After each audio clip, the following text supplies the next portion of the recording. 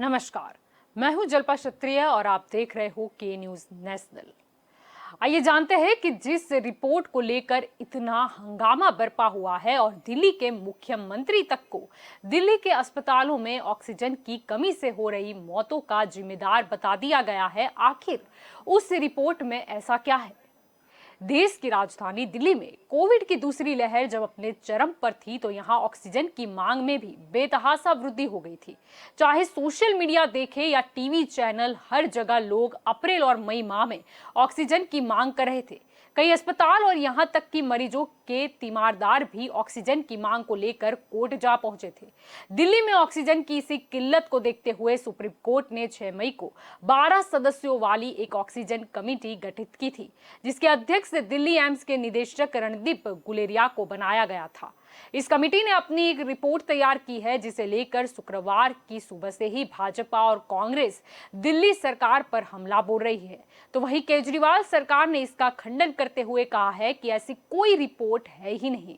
आइए जानते हैं कि जिस रिपोर्ट को लेकर इतना हंगामा बरपा हुआ है और दिल्ली के मुख्यमंत्री तक को दिल्ली के अस्पतालों में ऑक्सीजन की कमी से हो रही मौतों का जिम्मेदार बता दिया गया है, आखिर उस रिपोर्ट में ऐसा भी क्या है। रिपोर्ट में क्या है, इस पर बात करें तो सुप्रीम कोर्ट द्वारा गठित कमेटी में शीर्ष अदालत में 163 पन्नों के हलफनामे में कहा है कि कोविड-19 महामारी की दूसरी लहर के चरम के दौरान दिल्ली सरकार द्वारा 4 गुना ज्यादा ऑक्सीजन की मांग की गई थी। जहां दिल्ली को उस वक्त करीब 300 मीट्रिक टन ऑक्सीजन की जरूरत थी, केजरीवाल सरकार ने 1000 मीट्रिक टन से भी ज्यादा की मांग उस वक्त की थी। दिल्ली सरकार की अधिक मांग की वजह से उस वक्त 12 अन्य राज्यों को परेशानी उठानी पड़ी, क्योंकि वहां के ऑक्सीजन कोटे को कम करके दिल्ली की मांग की पूर्ति की गई। दिल्ली सरकार के डेटा के अनुसार 183 अस्पतालों को ऑक्सीजन की वास्तविक जरूरत 1140 मीट्रिक टन थी, जबकि 4 अस्पतालों द्वारा की गई गलत रिपोर्टिंग में सुधार के बाद दिल्ली के अस्पतालों में वास्तविक जरूरत 209 मीट्रिक टन पाई गई। भारत सरकार के द्वारा दिए गए फॉर्मूले के अनुसार ऑक्सीजन की खपत 289 मीट्रिक टन थी, जबकि दिल्ली सरकार के फॉर्मूला के अनुसार यही खपत 391 मीट्रिक टन हो गई। पैनल ने कहा है कि ऐसा प्रतीत होता है कि दिल्ली सरकार ने गलत फॉर्मूले का इस्तेमाल किया और 30 अप्रैल को अतिरंजित दावे किए। कुछ अस्पताल किलोमीटर और मीट्रिक टन के बीच अंतर नहीं कर सके। पैनल ने अपने अंतरिम रिपोर्ट में कहा है कि यह स्पष्ट नहीं है कि दिल्ली ने शीर्ष अदालत में किस आधार पर 700 मीट्रिक टन ऑक्सीजन की मांग की।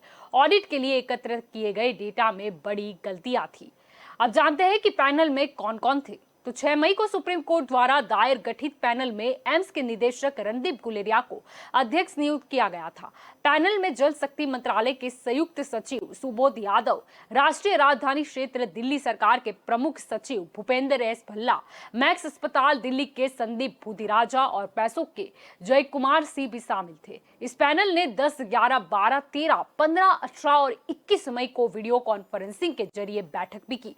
दिल्ली के सभी अस्पतालों के नोडल अधिकारियों के जरिए ऑक्सीजन की उपलब्धता और खपत से संबंधित रिपोर्ट मांगी। पैनल ने पाया कि दिल्ली के कई अस्पताल ने नेगेटिव खपत के बाद भी चला दी, यानी कुछ अस्पताल में ऑक्सीजन की आपूर्ति खपत से अधिक थी। यानी कुल मिला के इस रिपोर्ट पर हो गया है अब हंगामा। अब देखते हैं, ये तो वक्त ही बताएगा कि आगे केजरीवाल जी इस पर क्या निवेदन करते हैं। तो हमारी स्पेशल रिपोर्ट में अभी बस इतना ही। ज्यादा जानकारी के लिए आप जुड़े रहे के न्यूज के साथ। नमस्कार।